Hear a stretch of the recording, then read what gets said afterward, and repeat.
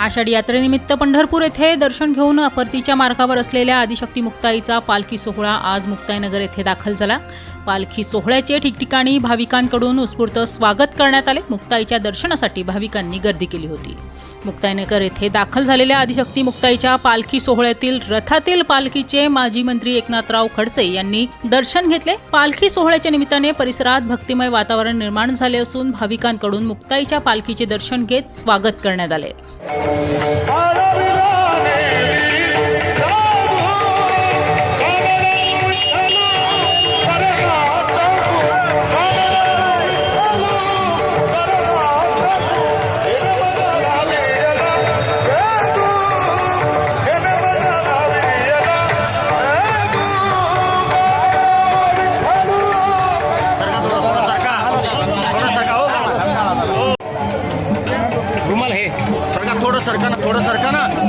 थोडं सरका ना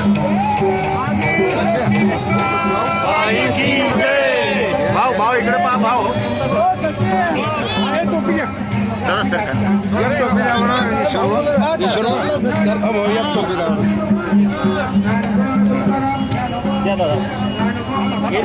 हात जोडून इकडे पहा भाऊ।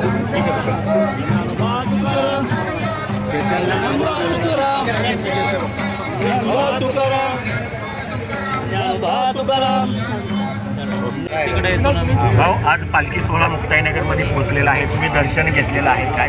दरवर्षी आषाढी एकादशीनंतरच्या एकादशीला या ठिकाणी मुक्ताई मंदिराजवळ पालखी सोहळा असतो। यामध्ये शेकडोच्या संख्येनं पालख्या सहभागी होत असतात। मोठ्या उत्साहानं या ठिकाणी वारकरी येत असतात आणि असं म्हटलं जातं की आषाढी एकादशीच्या पांडुरंगाचं दर्शन घेतल्यानंतर जोपर्यंत मुक्ताईचं दर्शन होत नाही तोपर्यंत आषाढीची यात्रा पावन होत नाही आणि त्यामुळे या भावनेतून मोठ्या संख्येनं या ठिकाणी येतात।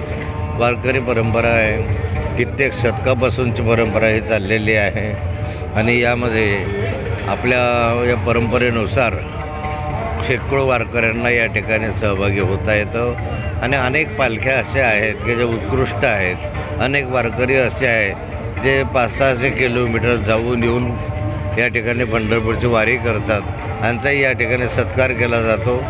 तसंच ज्या पालख्या आहेत त्यांचे क्रमांक ठरवून क्रमवारी पद्धतीनं त्यांनाही त्या ठिकाणी मानधन देऊन आणि सत्कार केला जातो। असा एक कौतुकाचा सोहळा एकंदरीत पंचक्रोशीमध्ये पार पडतो।